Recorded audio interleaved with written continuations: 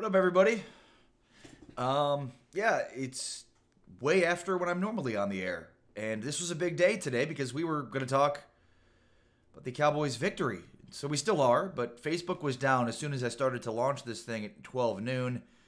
As far as I'm concerned, it just got back up. So bear with me a moment as I share this and start this stream. But as you may or may not recall, starting last week on Friday, I've done away with that timer at the beginning of the show. Instead, I'm just going to do it this way and just kind of, it's sort of a behind the scenes before I get started. So when I sit here in silence and you guys are looking at me like, why is this moron sitting here in silence? Perhaps you'll know why. But shout out to everybody watching. What a game last night for the Cowboys. What a tremendous victory for them. Considering, you know, it looked like their season was over and that their team had quit or was about to, was on the verge of. And so we'll get into all that coming up. It was a lively post-game show last night. So there's a lot to get to, certainly from this game, what it means, and all that. We'll get into that in a moment. But I also want to shout out to Pollo Campero, who is a brand new sponsor with us here at Phantom on Showtime. Pollo Campero, if you've not yet checked it out, there's locations in Dallas, in Arkansas, in Southern California, in Chicago, in Florida. Wherever you are, there is most likely a Pollo Campero by you. So feel free in the post, there's a link where you can find out the closest location for you to get great food from Pollo Campero. And every Friday, we're going to be giving away we're calling them Free Chicken Fridays. So we're going to be giving away meals every Friday, Free Chicken Fridays for Pollo Campero. So stay tuned for that every Friday. And also, I will do my Pollo Campero incomparable performance of the game as well, which I'm pretty excited about. And if you all speak Spanish, Campero means camper, I believe. Angela V. Martinez is Washington State. I believe so, too. But check in the description. There's a link, and you can actually see when you put in your location, the nearest Pollo Campero to you. So hopefully there is one by you because there's one all over. There are Pollo Camperos all over. All right, everybody hit share. I'm going to do that right now. Again, I'm not going with that title screen anymore because I feel like this is an easier way. Jesse Garcia says, what about San Antonio Pollo Campero? Yep, absolutely. Any Pollo Campero, hit him up. Tell him Phantom sent you, and that'd be fantastic. Christy Houston Moore in the house. Christy, how are you? Steve Easton says, what's up? Brian Walker says, Arizona. Yes, believe so. Again, I don't have all of the locations for Pollo Campero committed to memory. However, we have a nice handy-dandy link for you in the description of this post. Hit that link, and then you can see if there is a Pollo Campero location by you. And shout out to Pollo Campero for supporting us here at Phantom and, in particular, Showtime. All right, everybody hit share if you have not yet already. Again, Irma Perea, what's going on, Irma? How are you? I will give you my full breakdown reaction to the Cowboys' victory yesterday.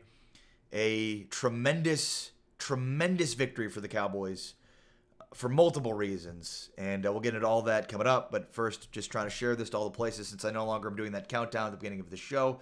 And my apologies for the tardiness of this stream, but Facebook was down for at least for me. I don't know if it was for everybody else, but certainly Twitter said it was also down for other people too. So I know I wasn't the only one. But people were like, where are you? And I was like, well, I couldn't get on Facebook. I was trying to get on Facebook, and I couldn't get on Facebook. So do with that whatever you'd like. All right. One more moment here. Hit share, though. And we'll get this thing rolling.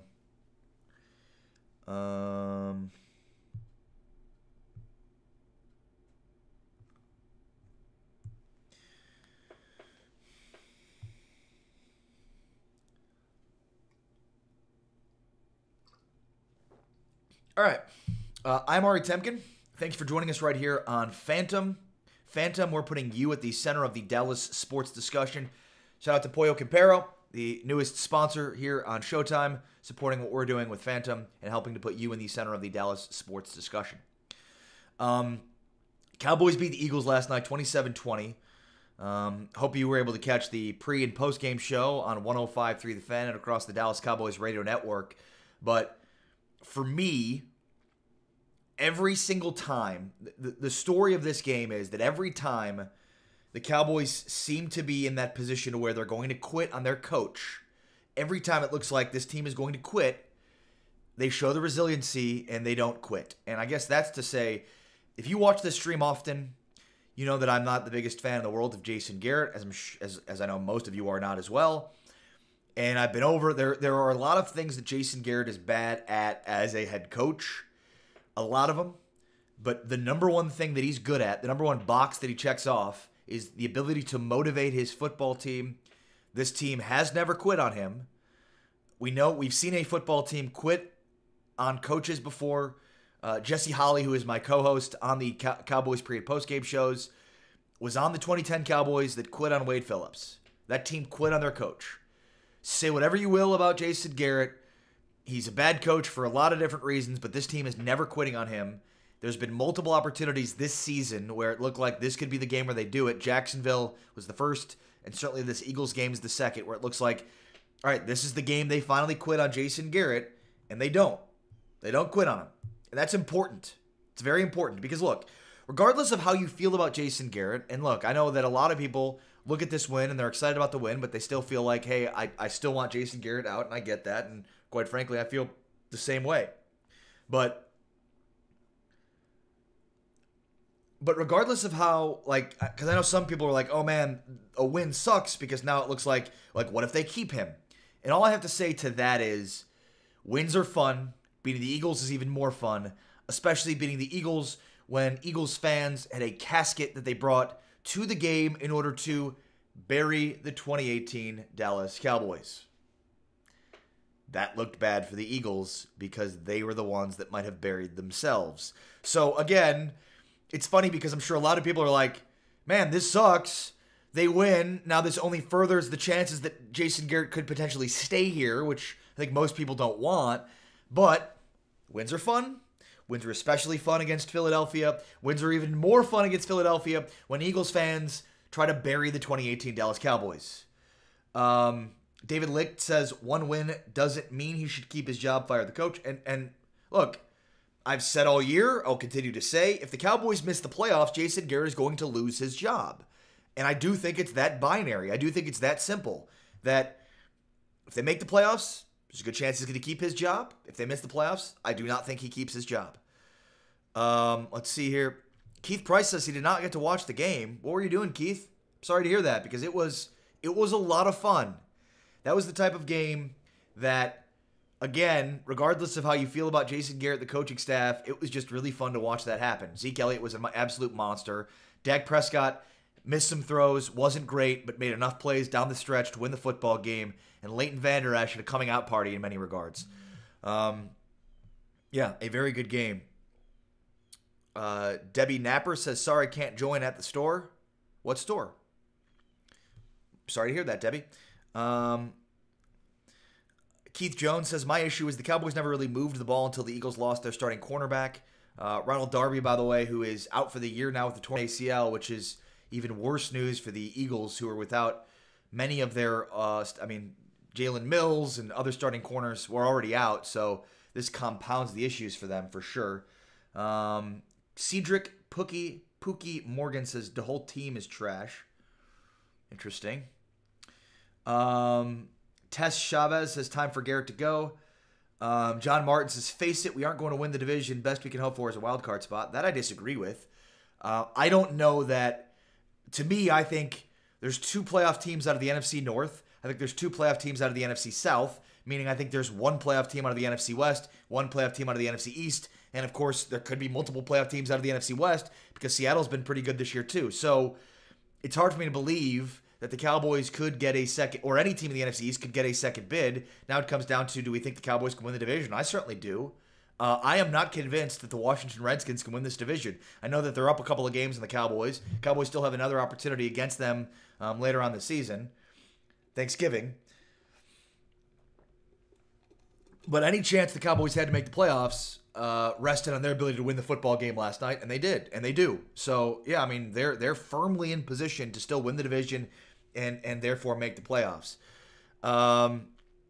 Kerry Teagle wants to know how was it hanging out with Solar. It was good. Solar's a good dude. Chris Ben in the house is what's up. By the way, I ate crow. Solar picked the Cowboys to win, as he always does. I picked them to lose.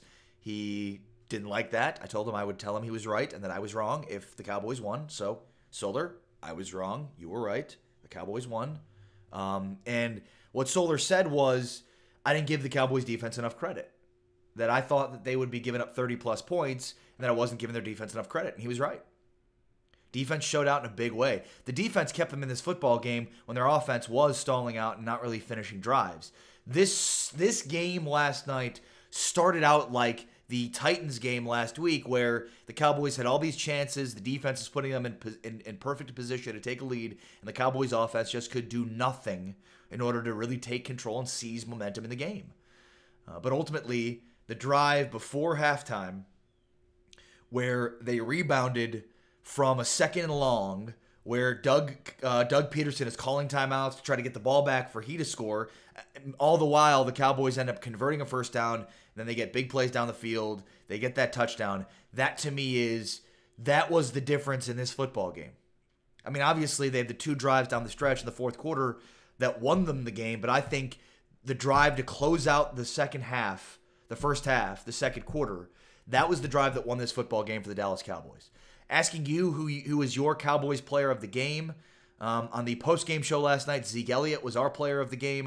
151 yards rushing, a touchdown, 36 yards receiving, another touchdown. Another great performance, and certainly one of the major reasons, if not the reason, the Cowboys won the football game. Thumbs up if Zeke Elliott was your Cowboys player of the game. Heart emoji if it was Leighton Vander Esch, who had 13 tackles to lead the team. Also had a big interception early on in this football game. And those stats sort of belie the impact that he had because he was so impactful throughout this football game. You can also give me the laughing emoji if you think it was Dak Prescott. Look, Dak missed throws. He missed Cole Beasley on a 3rd and 2 situation that they ended up converting because that was the fake punt they ended up on. But he missed a wide open Cole Beasley, overthrew him, missed a wide open Amari Cooper down the sideline. He missed throws. He wasn't great. He took some sacks that he probably shouldn't have taken. But in the fourth quarter, he was 6 of 7 for 100 yards or 92 yards and led them down the field to 2 scoring drives, and they needed it. When the Eagles tied it up at 13, Cowboys went right down the field and scored, put it up 20-13, and then the Eagles came right back, and then the Cowboys had the answer. And that's where you can put a lot of the success in this football game on Dak Prescott. Was he perfect? No, he was far from perfect. But he had a short memory. He overcame some of the adversities, and they won the football game. And I think, guys, and I said this in the post-game show, and I think it's important to reiterate. So the number one thing that I took away from this game is this team will not quit on Jason Garrett. That's regardless of how you feel about Jason Garrett, that's good coaching. Unequivocally, that's good coaching. The team that doesn't quit on you. But the other thing too is this win seems more sustainable, whereas the 3 previous wins they had this year sort of seem like fool's gold in a sense. And what I mean by that is with Jacksonville, the Jaguars defense just they seemed arrogant and overconfident and sort of just went man-to-man with them, and Tyler Patman just was absolutely abused by Cole Beasley. So it didn't really seem like it was sustainable. This win seems sustainable because Amari Cooper makes this offense so much different and so much better. And the other thing, too, about the sustainability of this game in particular is they overcame adversity.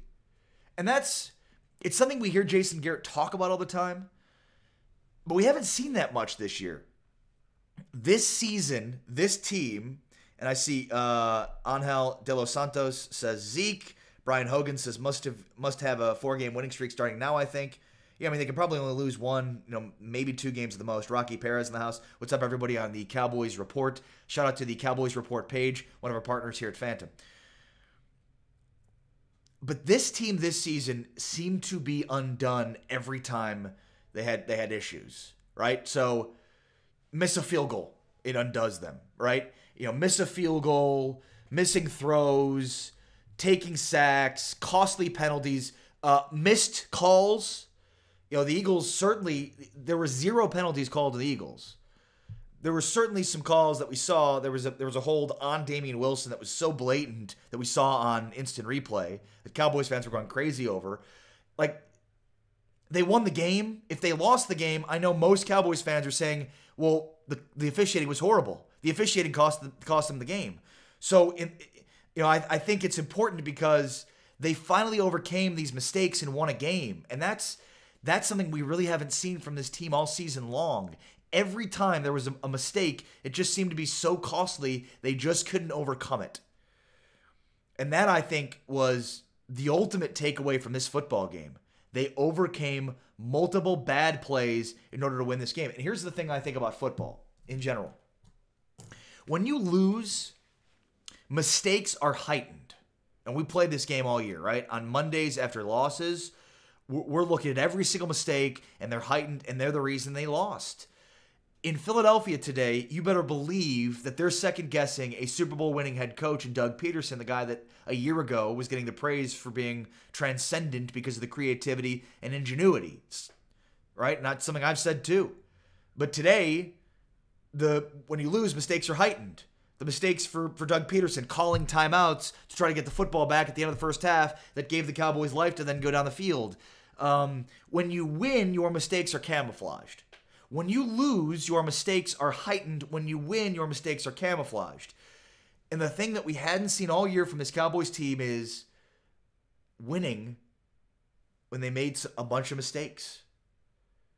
And mistakes, especially when you look at on the scale of what the mistakes that happened last night, those seem to completely undo this franchise and this team this season. Brian Hogan says the center being downfield blocking on a passing play was missed also. Yeah, I mean, that one could go either way. I mean, they said the broadcast it could have been pass interference. Whatever, regardless. Like, that's one of those things where I always say, like, you just can't allow officials to make that big of an impact on the football game. You just can't. You have to allow your play to dictate the outcome. Because when you sort of force the officials to decide games, then you're not going to be happy with the outcome. You have to take it out of the officials' hands, meaning you have to be able to overcome those kinds of things. Now, sometimes there's calls you can't seem to overcome, but I think a lot of the time you look at this Dallas Cowboys team and they've been in position to be able to overcome those mistakes, and they just can't seem to do it. What did you all think about the play calling, too? I know that Scott Linehan, I said all last week, I thought that Scott Linehan would lose his job if the Cowboys lost this football game. And obviously, they won the game, so there won't be questions, at least for the rest of this week, about Scott Linehan. But what did you all think about the play calling? I mean, I thought it was creative. There were some interesting calls they had at different times. Was it all perfect? No. I mean, look at the play calling at the end of the game that nearly cost them the game, potentially, right? Where they got the ball with a minute left. Philadelphia had 3 timeouts. Cowboys get the ball with a minute left with a 7-point lead. And they called 3 plays that went backwards 5 yards. Not the greatest series of play calling. But that's the thing, right? Like, as a play caller, you're never gonna call 100% of perfect plays all the time. But you just hope that given certain circumstances, your play calling is enough to give your team a chance to win the football game. And I think that was the case for Scott Linehan, right? Was every play call perfect? No, of course not. There's certainly some exceptions to that. But ultimately, to me, the biggest thing was, there was a third and short play call where they ran a old college option. Great play call. Like, you have to do a certain amount of play calls over the course of a game that extend drives, that give your team the best chance to win football games. Corey Miller says, after the Zeke hurdle, I'd say I was pissed at the play calling. Should have given it back to Zeke to take it home. Probably. John Dyer says, solid play calling. It helps when Zeke is dominating. It does. Now, here's something that's kind of interesting is it seemed like Zeke wasn't really getting involved much in the first half. It seemed like Zeke was sort of running into a wall. And I went over the first half stats for Zeke Elliott on the post-game show last night. He had like 8 carries for 54 yards, which is an average of 6 yards a carry. So that's pretty good. But I think what happened was we saw a lot more production from Zeke later on in the second half, and he really exploded later on in the second quarter, and he really exploded in the second half.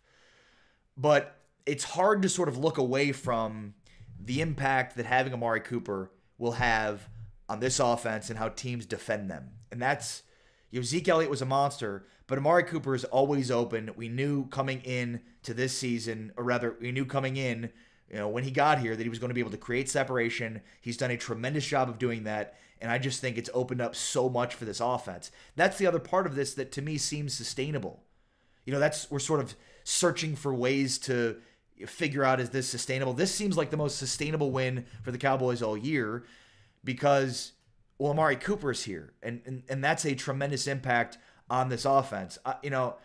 There were certain criticisms of the trade, but 2 games after this trade's been made, and it looks like a really, really good trade that benefits the Cowboys. Now, they still gave up a first-round pick, so I wouldn't say it's a lopsided trade by any stretch of the imagination, but the Cowboys got a guy that is a legitimate number one. Here's a great stat for you, and I saw this from Bob Sturm of The Athletic, who had this. Amari Cooper has played 2 games for the Cowboys, and he already is second on the team with first down receptions. Think about that. Cole Beasley's first with 23, okay? Amari Cooper is second. He has 10 receptions that are first down receptions. In fact, Amari Cooper has 11 total receptions since joining the Dallas Cowboys. 10 of those have been first downs. So he still trails Cole Beasley by 13, but Beasley's played in 7 more games than Amari Cooper has with the Dallas Cowboys. So there's no question that by the time this season ends, that Amari Cooper will have the most first down receptions on this football team. Amari Cooper, Ryan Drab, by the way, Ryan Drab had a great write-up of this game. Go make sure to check out Ryan Drab's article on this. But he says Amari Cooper runs smooth routes and opens up things for Zeke Beasley and the rest of the offense. Yeah. And that was one of the pieces that we knew that they were missing. We knew they were missing a guy that could force defenses to have to compromise in other spots. And the more the more you get that on film, the more teams are going to have to prepare for Amari Cooper. Cooper was tremendous. He also, Dak missed a throw to him down the sideline where he was wide open. I mean, he had his man beat by at least a step, maybe 2, but Dak just overthrew him. And I hated that the corner did that incomplete sign. Dude, you were beat. If the throw is there, that's a touchdown, and nobody's going. If you bat a ball away to make it incomplete, cool, do that. But when you're beat and the quarterback overthrows, put your incomplete sign away. Sean Desuit on the Phantom page says play calling was better. They threw on first down early and came back to the run late. Yeah. Daniel Banya on the house says listening to my buddy Ari Temkin. Shout out to you, Daniel. How are you, buddy? Philip Nichols says great D. Those linebackers are awesome. Yeah, and look, I don't know that they mixed up that the play calling was that much different on first down than it was last week or in previous weeks. Scott Linehan said last week in practice that he thought he was pretty balanced on first down play calling, and I'm sure he'll say the same thing this game. But it was obvious that they had a lot more success in their ground game, which when that's happening, you're going to have a lot more success on first down. But yeah, I mean, Amari Cooper is sort of I think there's 2 guys on offense that had hidden gems in this game. One's Amari Cooper. The other's Tyron Smith. And that's I think, really important here. Tyron Smith, and look, I haven't been very kind to Tyron Smith this year. He's had a bad year. He's looked human this year, which is something he's never looked throughout his entire career. But he has looked human this year. He had a good game last night. Their offensive line had a great game last night. Xavier Suafilo did a good job in stepping in for Connor Williams at left guard. Obviously there was a scare with Zach Martin earlier where it looked like, man, this thing could be over. He came back, was able to go. Their offensive line held up very, very well against Fletcher Cox and Michael Bennett and a very, very active defensive front for the Philadelphia Eagles. Warren Merle says Dak is too indecisive to be a good player. Sure, but he is just going into year 3. A reminder, wherever you're watching this, the fastest and quickest way to have your comments heard and read and interacted is by going to facebook.com/watchphantom. Right there. Go there. Facebook.com/watchphantom. Make sure to hit the like button on the page and comment on that post there. We are broadcasting and streaming across multiple platforms and channels and pages. quickest way to have your comments heard and read is by going to facebook.com/watchphantom. At Phantom, we are putting you at the center of the Dallas sports discussion. Keith Price says, I need a replay, but good show, Ari. I will try to get you up to speed as much as possible on what happened in this game. And I'm just going to say this preemptively because I know it's coming. No, my preference would not be to keep Xavier Suafilo at left guard. I'd still go back to Connor Williams when healthy. It's just a preemptive because I know I'm going to get people mentioning that comment here at some point throughout the show today. Angela Martinez says, thanks, Ari. Learning a lot from you and the rest who are commenting. Well, I appreciate you saying that, Angela. Thank you. And look, my hope is to learn from you as well. That's what this community is all about. And that's, if you stream this show and are part of this show each and every day, like I know Angela is, and Chris Bennett, or Ninja Nuts, Robert Anchetta, Keith Price, or Neil Favre, or Corey Miller, or many of the other folks, John Martin, Tim Mariano, Nick Gigas, Wayne Bledsoe, Warren Murrow, Curtis Starks, any of the Steve Eason, a lot of folks that are part of this community, showtimers that stream this show each and every day. We're a community. That's what we are. We are a community of Cowboys fans, Cowboys analysts, watching the Cowboys. We all have our own feelings, emotions, and thoughts. We all bring those to the table each and every day. We're going to grow and get better every single day we watch this show. Philip Nichols says, good job, Ari. My first time here. Well, I appreciate you streaming the show. Ulysses, no, it's not Ulysses S. Grant. Who is your avatar? That must be the Confederate general, whose name is escaping me right now because I'm stupid. But very famous general, led the Confederate Army. Philip Nichols. Who is your avatar? Mike Kennedy says, go Cowboys. Dakota Stiegel says, yeah, boy. Pat Donovan in the house. What's up? What's up? What's up? Vonda Hollings says Cooper was awesome. Yeah. John Martin says, speaking of Zach Martin, any word on his injury? No. Jason Garrett will speak 3:45 Central today, so we could get more insight into that later on. It looked really bad, obviously, at first. Now, Martin has had a hyperextended General Lee. Thank you. Lee, of course. Robert E. Lee, thank you. The name was escaping me there for a moment, but Robert E. Lee, yes, of course, the very famed Confederate general who, I believe, if history serves me correctly, was actually asked to be the general of the North Army, but instead became the general of the Confederacy. So people that view Robert E. Lee as, we don't have to have a discussion about the Confederacy here, but I believe he was sought after by Ulysses S. Grant to be the general of the North Army, but I could be wrong. Wendy Mason says, you are correct. Cool. I know a little bit about American history, or maybe not, depending on if I was right or wrong. All right, so yeah, who was the Cowboys player of the game? Thumbs up for Zeke Elliott, 151 yards rushing, 30-some-odd yards receiving, or Leighton Vander Esch. Heart emoji if it's Leighton Vander Esch, who had 13 tackles, had a tremendous impact on this football game, had the interception. Or Dak Prescott, who wasn't great throughout, but certainly was great when needed to be great. In those final two drives where the Cowboys needed touchdowns, they came up with touchdowns, and Dak Prescott was the reason for it. Tyler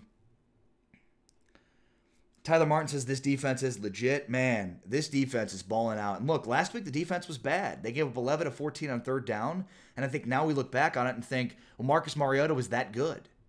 Because he was just making just tremendous throws. I mean, just, staring down the gun barrel and firing. And, so you sort of look back and at first it was like, man, I don't know how good this defense is. They did not play well against the Titans, but they showed out in a huge way against a really, really good Philadelphia Eagles offense, especially early on where the Cowboys are settling for threes.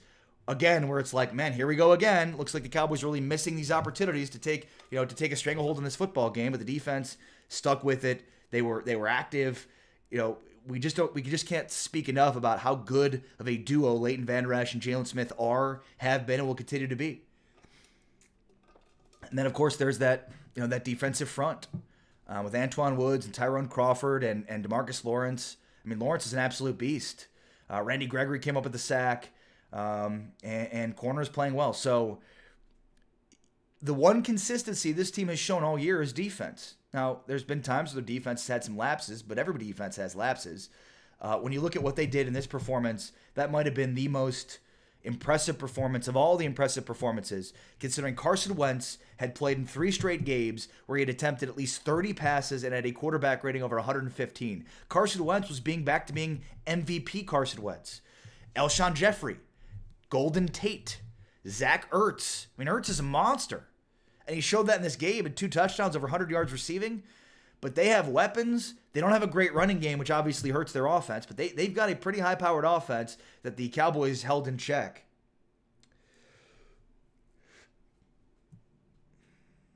John Martin says your drink disappeared and tripped me out. Whoop! Eric Sharp, you think LVE will replace Lee as a starter moving forward once he's healthy? I don't know that Lee will be healthy to play at any point the rest of this year. Philip Nichols, what about the kicker? Great question. That's a problem. Now, he wasn't as bad as the Bears kicker was yesterday. Cody Parker, who missed 2 field goals and 2 extra points. Maher, he missed 1 kick, right? He hit, what was it, 2? He was 1 for 3, or 2 for 3 on field goals, and 3 for 3 on extra points? Is my math correct there? 2 for 3 on field goals and 3 for 3 on extra points.